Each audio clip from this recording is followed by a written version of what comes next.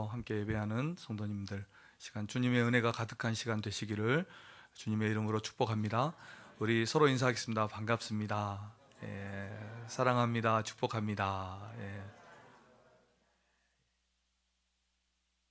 12월은 성탄절이 있는 그런 달입니다. 그래서 성탄의 은혜가 가득한 한 달 되시기를 주님의 이름으로 축복합니다. 메르슨이라는 그런 화가가 있는데 그 유명한 그림 중에 노룸, 방이 없음이라는 그런 그림이 있습니다. 어둠이 짙게 깔린 그 밤거리에 사람의 모습이 보이지 않고 사람들은 다 여관에 또 집에 다 들어가고 바람만 휙 부는 그런 거리에 또 하늘에는 무심한 별들만 총총히 떠 있습니다. 그리고 여관의 문은 잠겨 있습니다. 그 문 앞에서 마리아가 고개를 돌려서 요셉을 보면서 이렇게 묻는 그림입니다. 여기도 방이 없어요? 없나요? 이렇게 물어보는 그림입니다. 하나님의 아들이신 예수님이 이 세상에 오시는데 그가 태어날 방이 없었다는 것입니다. 그래서 만왕의 왕이신 예수님께서 가장 낮고 천한 마국간의 말구유에서 태어나신 것입니다. 예수님은 왜 이런 모습으로 이 세상에 오셨고 거기에는 어떤 의미가 있고 이유가 있는지 우리가 오늘 말씀을 통해서 살펴보고자 합니다. 오늘 말씀만 우리가 보더라도 예수님은 다윗의 집의 족속이었어요. 그러니까 왕족입니다. 그리고 천사가 일러준 바대로 하면은 예수님의 태어남은 온 세상에 미치는 큰 기쁨의 좋은 소식이다, 이렇게 말씀을 하고 있습니다. 그는 이 세상을 구주로 또 주인으로 그리고 그리스도로 이 세상에 이렇게 오십니다. 그리고 천군과 천사가 찬양할 세상의 구원자로 이 세상에 임하십니다. 그리고 이 그리스도는 이스라엘이 그토록 소망하고 사람들은 모르고 있었지만 온 인류가 대망했던 그 메시아가 바로 이 주님이었습니다. 그런데 이런 세상의 구원자가 이 세상에 오시는데 왜 이렇게 초라한 모습으로 이 땅에 내려오셨을까? 예수님이 태어날 그 당시에 여러 가지 상황들이 오늘 본문에서 우리가 찾아볼 수 있는데 어떤 정치적인 상황을 우리가 찾아볼 수가 있어요. 1절, 2절을 보시면 함께 읽어보겠습니다. 시작. 그때에 가이사 아구스토가 영을 내려 천하로 다 호적하라 하였으니 이 호적은 구레뇨가 수리아 총독이 되었을 때에 처음 한 것이라. 아멘.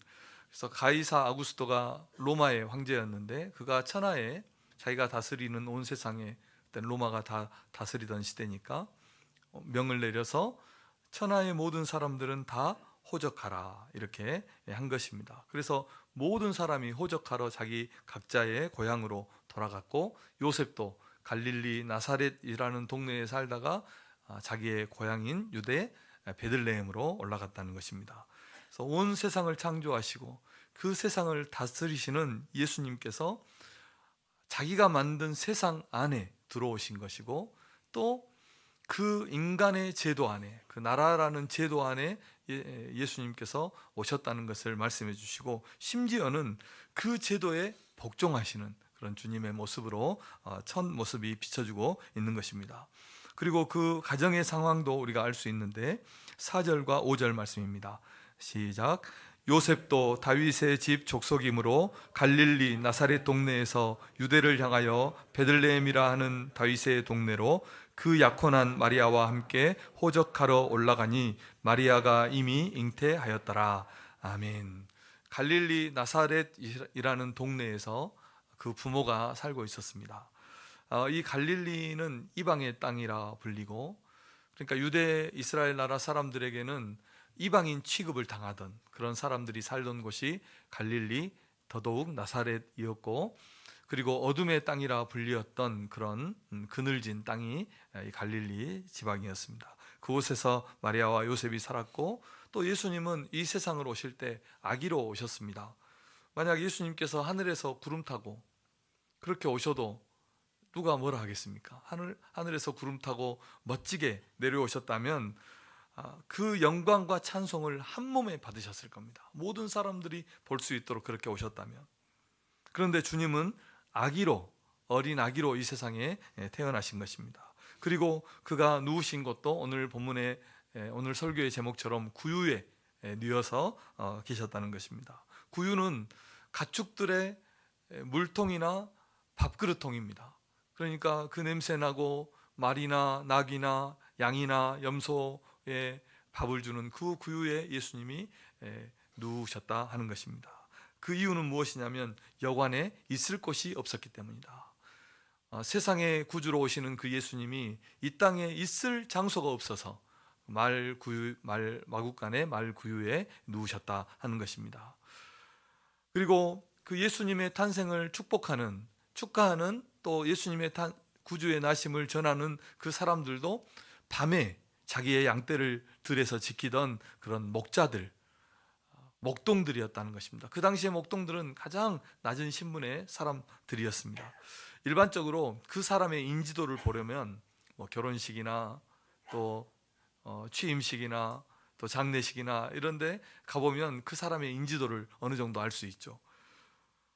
그래서 세상의 왕들을 보면 그들은 높은 자리에 앉고 그 사람 주위에 이렇게 의장대를 세우고 경호원들, 환영하는 사람들을 많이 불러 모아서 자기의 위용을 뽐내는 것입니다. 그런데 예수님의 탄생의 모습을 보면 어떤 승전보도 또 어떤 왕의 사신도 종교의 지도자들이나 유력한 사람들이 하나도 없었고 가장 낮고 천한 신분의 그 목자들이 들에서 밤에 그것도 양을 지키던 목자들 중에서도 최고로 낮은 그런 목자들이 밤에 와서 예수님의 탄생을 증거했다는 것입니다.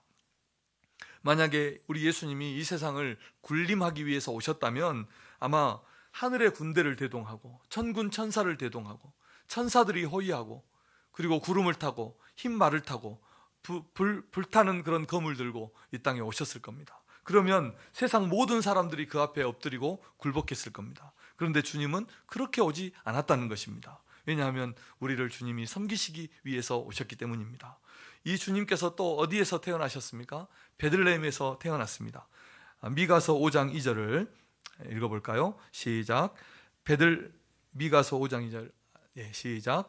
베들레헴 에브라다야, 너는 유다 족속 중에 작을지라도 이스라엘을 다스릴 자가 내게서 내게로 나올 것이라. 그의 군보는 상고에 영원에 있느니라. 아멘. 베들레헴에서 태어났는데 베들레헴도 유다 고을 중에 가장 작은 그런 고을이었다는 것입니다. 그러니까 온 우주의 왕이신 주님이, 하늘의 하늘도 그를 담아둘 수 없는 그 영원하신 주님이 이 땅에 태어나셨는데 가장 낮은 곳, 가장 작은 마을, 가장 천한 곳, 그곳에 주님이 내려오셨다는 것입니다. 필립 얀시라는 분이 있어요. 그분이 예수님의 이 나심을 이렇게 말을 했습니다. 좀 길지만 제가 한번 읽어볼게요. 창조자가 지구상의 피조물 가운데 한 부분이 되신다는 이 사실이 어떻게 이해될 수 있겠습니까? 어디에도 견줄 수 없고 전혀 생소하고 유일무이한 사건이었습니다. 춥고 어두운 어느 날 밤, 베들레헴 굴곡진 언덕 위에서 영계와 물질계가 극적으로 교차되었습니다. 처음도 없고 나중도 없으신 하나님께서 시간과 공간 안으로 들어오신 겁니다. 우주를 가득 채우고 계신 하나님께서 시골뜨기 아이가 되셨습니다.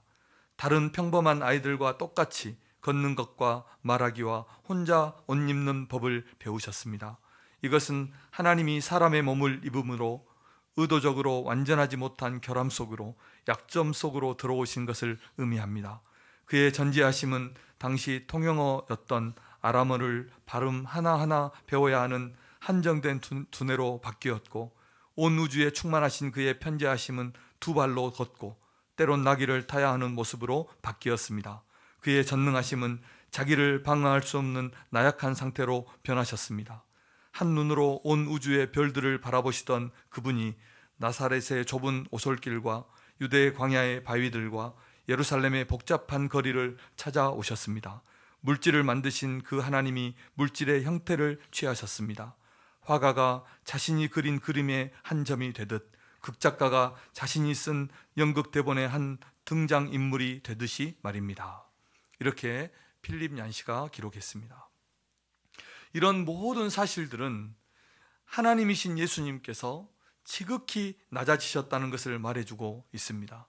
그분이, 하나님이신 그분이, 피조물을 창조하신 그분이 피조 세계에 몸을 입으셨다는 것입니다. 우리가 오늘 이 예수님께서 왜 이렇게 낮고 낮은 곳으로, 가장 낮은 곳으로 우리 주님이 오셨는가?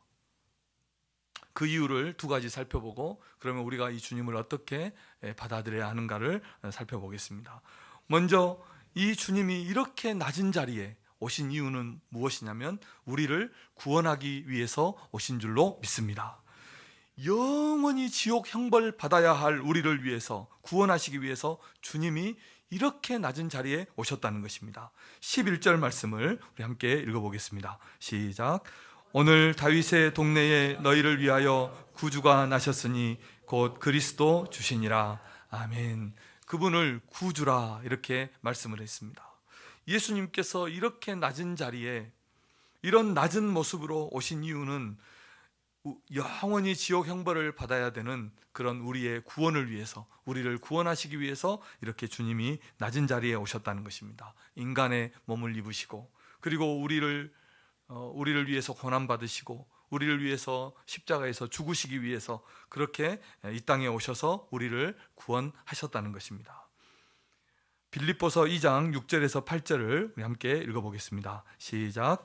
그는 근본 하나님의 본체시나 하나님과 동등됨을 취할 것으로 여기지 아니하시고 오히려 자기를 비워 종의 형체를 가지사 사람들과 같이 되셨고 사람의 모양으로 나타나사 자기를 낮추시고 죽기까지 복종하셨으니 곧 십자가에 죽으심이라. 아멘. 왜 이렇게까지 주님이 하셨을까? 주님의 어떤 겸손하심을 보여주기 위해서 그렇게 하셨을까? 그렇지 않습니다. 꼭 주님이 우리 인간의 몸을, 똑같은 인간의 몸을 입어야 하고 아이로 태어나야 하고 고난과 죽음의 길을 주님이 꼭 그렇게 걸어가야 했습니까? 이렇게 우리가 질문해 볼 수 있겠죠. 꼭 그렇게 낮은 모습으로 태어나셔야 했습니까? 이렇게 물어볼 수 있습니다. 그런데 맞습니다. 꼭 그렇게 태어나셔야 했습니다. 꼭 그렇게 낮은 모습으로, 낮은 자리에 오셔야 했다는 것입니다. 왜냐하면 우리와 같이 되실 때에만, 우리가 받을 형벌을 주님이 받아야지만 우리가 구원받을 수 있기 때문에 주님은 그렇게 낮은 모습으로 우리와 똑같은 인간의 몸을 입으시고 우리가 받을 그 형벌을 주님이 그대로 다 받으시고, 그리고 그렇게 낮아지셔서 죽기까지 낮아지셔야, 그 지옥의 형벌까지 받으셔야 우리가 구원받을 수 있기 때문에 주님은 이런 낮은 모습으로 이 세상에 오셨다는 것입니다. 사랑하는 성도 여러분, 우리 주님이 우리를 구원하기 위해서 이 낮은 모습으로, 아이의 모습으로 가장 작은 마을에서 가장 천한 모습으로 가장 낮은 곳에 주님이 오셨다는 것을 꼭 기억하시고 이 주님의 성탄을 맞이하는 우리 성도님들 되시기를 바랍니다. 그리고 주님이 이렇게까지 낮은 모습으로 오셔서 죽기까지 순종하셔서 우리의 죄를 사하신 그런 주님이 되신 것은 우리를 사랑하시기 때문입니다. 우리를 사랑하시기 때문에 주님이 오셔서 우리를 구원하신 것입니다. 왜 하나님이신 우리 예수님께서 이렇게 낮아지셔서 죽기까지 우리를 구원하시고 우리를 위해서 그렇게 낮아지셨는가? 그것은 그 이유는 단 한 가지입니다. 우리를 사랑하시기 때문입니다. 하나님은 이 세상이 창조되기 전부터 우리를 구원의 백성으로 선택하시고 때가 돼서 예수님을 이 세상에 보내주셔서 우리를 위해서 고난받고 우리를 위해서 죽으셔서 우리를 구원하시는 그런 주님이 되기를 주님이 다 작정해 놓으신 것입니다. 그래서 십자가에서 그 예수님이 우리를 위해서 죽으시고 우리의 죄를 용서하신 것입니다. 왜 그렇게 하셨습니까? 우리를 사랑하시기 때문임을 믿으시기를 바랍니다. 이유는 단 한 가지죠. 우리를 사랑하시기 때문입니다. 왜 사랑하셨을까? 또 물어봐요. 그것은 하나님의 뜻이기 때문입니다. 우리를 사랑하신 것이 하나님의 뜻이에요. 하나님의 선택이에요. 하나님은 우리를 사랑하기로 결정하신 거예요. 왜 하나님이 우리를 사랑하기로 뜻했습니까? 결정했습니까? 물어보면 그 이유는 모릅니다. 왜 우리를 선택하셨는지, 왜 우리를 뜻하셨는지 그 이유는 성경에 아무리 찾아도 모릅니다. 그 하나님의 뜻을 우리는 모릅니다. 그런데 이것이 무서워요. 하나님은 우리를 사랑하시는데 그냥 이유 없이 사랑하시는 거예요. 할 말이 없는 겁니다. 이 하나님의 사랑은 막을 수도 없고 끊을 수도 없는 겁니다. 사랑하는 성도 여러분, 우리가 잘 생각해 보세요. 사랑은 이유 없이 하는 겁니다. 우리 옆 사람에게 그렇게 한번 축복하겠습니다. 사랑은 이유 없이 하는 겁니다. 사랑은 아무런 조건이 없어야 그게 사랑입니다. 이유가 없어야 사랑입니다. 그래야 그것이 또 은혜가 되는 것입니다. 하나님은 우리를 사랑하셔서 그의 독생자를 이 낮고 낮은 세상에 내려보내주시고, 그리고 그 사랑하는 독생자를 십자가에 달려 죽게 하셔서 우리 대신 고난을 받게 하시고 우리 대신 형벌을 지게 하셔서 우리를 구원하셨음을 믿으시기를 주님의 이름으로 축원합니다. 그래서 우리는 이 주님을 어떻게, 이 성탄의 달에 주님을 어떻게 우리가 받아들여야 할까, 두 가지만 권면 드리겠습니다. 첫째는 우리가 우리를 위해서 오신 주님을 믿고 영접하자는 것입니다. 주님이 처음에 이 세상에 오셨을 때는 아무도 주님을 영접하지 않았습니다. 몇몇 사람들이 있었지만 아무도 주님을 영접하지 않아서 주님이 그 초라한 마국간의 말구유에서 태어나셨습니다. 그런데 이 온 세상의 구주로, 아기로, 그 낮은 모습으로, 그 천한 모습으로 이 땅에 오신 주님을 우리는 우리의 마음의 중심에 모시고 영접하고 그 주님을 믿고 주님을 섬기며 살아가는 그런 성도들이 되어야 할 줄로 믿습니다.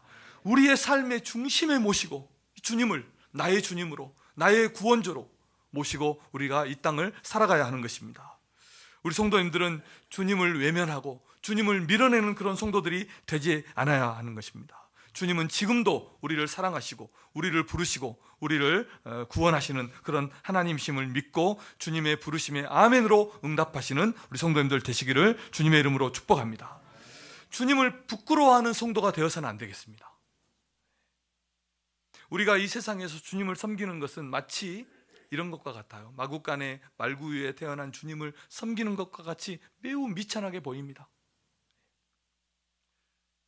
밖에서 양을 치던 그 목자들이 주님을 섬겼던 것처럼 우리가 주님을 이 땅에서 섬기는 것은 그렇게 아무도 알아주지 않는 그런 천한 일처럼 여겨집니다. 예배당을 청소하고 밥을 짓고 아이들을 가르치고 성도를 섬기고 자질구레한 일들을 하는 겁니다.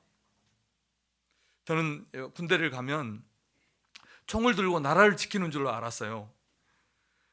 그런데 군대 가보니까 30개월 군생활 했는데, 아니 그 내내 청소하고 빨래하고 군화 닦고 길을 쓸고 눈을 치웠습니다. 제가 철원에서 군생활 했는데 아마 평생 치워야 될 눈은 철원에서 다 치우고 왔습니다. 저한테 눈 쓰려고 말하지 마십시오. 그래서 생활하다 보니까, 한참 생활하다 보니까 내가 이러려고 군대로 왔나 싶을 정도로 자괴감이 들 정도로 군대는 그렇게 생활하더라고요. 그런데 군 생활을 다 마칠 때쯤, 제대할 때쯤 보니까, 그리고 지금도 생각해 보면 그것이 나라 지키는 거더라고요. 군대 가서 길 쓸고 청소하고 또 훈련하면 훈련하고 잘하면 자고 일어나면 일어나고 그렇게 하는 것이 나라를 지키는 일이었습니다. 우리가 가정도 그렇더라고요. 대단한 이벤트가 있어야 가정을 우리가 세우는 것 아니더라고요. 밥하고 빨래하고 자녀 돌아보고 양육하고 그렇게 너무너무 자질구레한 일들, 일상의 삶을 살아가는 것이 허구한 늘 똑같은 일을 하는 것 같지만 그 일상이 최고의 행복이고 최고의 은혜라는 것을 깨닫게 됩니다. 그렇게 가정을 돌보는 것이 우리 가정을 세우는 일이라는 것입니다. 물론 우리 예수 믿는 성도들은 가정 예배도 드리고 말씀으로 자녀들을 양육하고 기도하고 그렇게 믿음의 가정으로 세워가야 하지만 우리의 가정을 세우는 것이 대단한 것이 아니라는 것입니다. 이사야 53장 1절에서 3절을 한번 읽어볼까요? 시작. 우리가 전한 것을 누가 믿었느냐? 여호와의 팔이 누구에게 나타났느냐? 그는 주 앞에서 자라나기를 연한 순 같고 마른 땅에서 나온 뿌리 같아서 고운 모양도 없고 풍채도 없은즉 우리가 보기에 흠모할 만한 아름다운 것이 없도다. 그는 멸시를 받아 사람들에게 버림받았으며 간고를 많이 겪었으며 질고를 아는 자라. 마치 사람들이 그에게서 얼굴을 가리는 것 같이 멸시를 당하였고 우리도 그를 귀히 여기지 아니하였도다. 아멘. 우리 주님이 이 땅에 오셨을 때 이런 모습이었어요. 아무도 그를 귀하게 여기지 않았습니다. 존귀하게 여기지 않았습니다. 아무도 거들떠보지 않았습니다. 우리도 그를 천하게 여겼다, 이렇게 말할 정도였습니다. 그런데 이렇게 멸시를 받고 아무도 영접하지 않는 그 주님을 우리는 우리의 마음의 중심에 모시고 그 주님을 섬기면서 살아가는 그런 성도들이 되어야 할 줄로 믿습니다. 영원히 죽을 우리 인생을 구원하기 위해서 이렇게 낮고 낮은 세상에 오신 그 주님을 믿음으로 영접하고 모시고 살아가는 우리 성도님들 되시기를 주님의 이름으로 축복합니다. 이게 성탄입니다. 이게 성탄이에요. 그 주님을 우리가 영접하고 모시고 살아가는 겁니다. 두 번째로는 그 예수님의 나심을 전하자는 것입니다. 목자들이, 천사들이 전해준 그 예수 나심의 소식을 듣고 가서 그 이루어진 일을 직접 목격하고, 그리고 하나님 천사들이 전해준 말씀을 그들에게 증거하고 하나님께 영광을 돌리고 그리고 찬송하며 돌아간 것처럼 우리도 이 성탄의 달에 우리를 위해서 오신 그 주님을 우리가 영접하고 그의 구주되심을 증거하고 전하는 그런 우리 성도들이 되어야 할 줄로 믿습니다. 우리가 어떻게 그러면 주님을 전하는 삶을 살아야 될까요? 첫째는 예수 잘 믿는 겁니다. 우리가 예수 잘 믿는 거예요. 주님 잘 섬기는 겁니다. 세상은 우리가 주님을 섬기는 그 섬김을 통해서 하나님을 보는 겁니다. 단순하게 우리가 교회를 다니는 것이 아니라 신앙생활을 진짜로 하는 겁니다. 하나님을 진정으로 예배하고 그 주님과 동행하고 그를 섬기는 삶을 살아가시는 우리 성도님들 되시기를 주님의 이름으로 축복합니다. 그러면 사람들이 우리의 그 신앙생활을 통해서 우리 하나님이 살아계신다는 것을 보게 될 줄로 믿습니다. 우리를 통해서 아니면 세상 사람들이 어떻게 하나님을 보겠습니까? 우리가 진짜로 예수님을 섬기고 하나님을 섬기는 그 예배하는 삶을 살 때 우리의 삶을 통해서 사람들은 하나님의 영광을 보는 것입니다. 예수님은 이렇게 말씀했습니다. 요한복음 13장 35절입니다. 시작. 너희가 서로 사랑하면 이로써 모든 사람이 너희가 내 제자인 줄 알리라. 아멘. 하나님도 세상도 우리가 진짜 신앙생활 하기를 원하는 거예요. 진짜 신앙을 보기 원하는 거예요. 그래서 우리의 삶을 통해서, 우리의 사랑하는 삶을 통해서 주님을 예배하고 주님 안에서 진짜 은혜 받고 주님을 섬기는 그 삶을 통해서 세상으로 하나님의 영광을 보도록 하는 그런 우리 성도님들 되시기를 주님의 이름으로 축원합니다. 그리고 낮은 자리에서 섬김으로, 우리 주님처럼 낮은 자리에서 섬김으로 주님을 증거하는 우리 성도들이 되어야 하겠습니다. 세상에 헐벗고 낮고 천한 자들, 우리가 높은 마음 내려놓고 낮은 마음으로 섬기고 겸손하게 주의 일에 쓰임받는 그런 성도들이 될 때 세상은 우리를 통해서 주님의 영광을 보게 될 것입니다. 마태복음 5장 16절입니다. 함께 읽겠습니다. 시작. 이같이 너희 빛이 사람 앞에 비치게 하여 그들로 너희 착한 행실을 보고 하늘에 계신 너희 아버지께 영광을 돌리게 하라. 아멘. 교회에서 우리가 신앙생활 할 때, 진짜 신앙생활이 될 때 우리의 삶에서 이웃에게도 이런 섬김의 모습, 하나님의 영광이 나타나는 그런 우리의 삶이 될 것입니다. 이런 러시아에 이런 이야기가 있습니다. 한 작은 마을에 파파노라는 그런 사람이 살았는데 구두수선공이었습니다. 가난하지만 또 작은 구두방을 차려서 구두수선을 하는 그런 사람이었는데 성탄절 전날 꿈을 꾸었어요. 내가 내일 반드시 너를 찾아가겠다, 이런 예수님이 찾아오겠다, 이런 꿈을 꿉니다. 그리고 그 다음날 주님이 정말 찾아오실까 해서 커피를 또 따뜻한 차를 잘 준비해 두고 또 깨끗하게 구두방도 청소하고 주님을 기다리는데, 아침에 한 사람이 청소부가 청소를 하고 있는데 그 청소부에게 몸을 따뜻하게 데필 커피를 한 잔 딱 대접합니다. 그리고 점심 즈음에 되어서 누더기 옷을 입은 한 아이를 업은 아기 엄마가 그 주변에 서성이고 있는데 그 아이에게 신발을 선물해 줍니다. 구두방이니까. 그리고 저녁쯤 되어서는 어떤 과일을 훔쳐서 경찰서로 끌려가는 한 아이가 있는데 그 과일 값을 대신 지불해 줍니다. 일상의 삶에서 그렇게 합니다. 그런데 끝끝내 오심하고 말했던 그 예수님은 자기에게 나타나지 않았습니다. 그런데 그 실망하고 있을 때 하늘로부터 음성이 들린 겁니다. 예수님이 나는 오늘 너에게 3번 찾아갔다.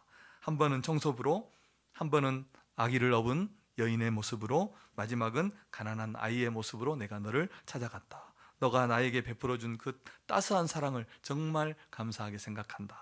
이렇게 말을 했다는 것입니다. 오늘도 예수님은 우리에게 누군가의 모습으로 다가옵니다. 어린아이 하나를 영접하면 나를 영접한 것이다. 주님이 이렇게 말씀하셨고, 연약한 형제와 이웃에게 한 것은 곧 나에게 한 것이다. 주님이 말씀하셨고, 가난한 자에게 베풀어 주는 것은 나에게 구워주는 것이다 라고 말씀하신 그 주님이 형제와 이웃을 연약한 자들을 섬기는 그 섬김을 마치 주님을 섬기는 것으로 받아들이시는 것입니다. 사랑하는 성도 여러분, 우리의 삶에서 가장 낮은 자리에서 연약한 자들을 돌아보고 섬기는 그 섬김으로 주님의 모습을 나타내시고 주님의 영광을 나타내시고 주님의 향기를 드러내는 우리 성도님들 되시기를 주님의 이름으로 축원합니다. 사랑의 섬김으로 주님을 증거하고 저 주님의 나심을 전하는 우리 성도님들 되시기를 바랍니다. 자, 말씀의 결론입니다. 가장 낮고 천한 자리에 오신 그 예수님을 우리는 마음으로 믿어 영접하고 그 주님을 증거하는 그런 12월 성탄의 달을 살아가시는 우리 성도님들 되시기를 바랍니다. 주님이 계신 곳이 세상의 중심입니다.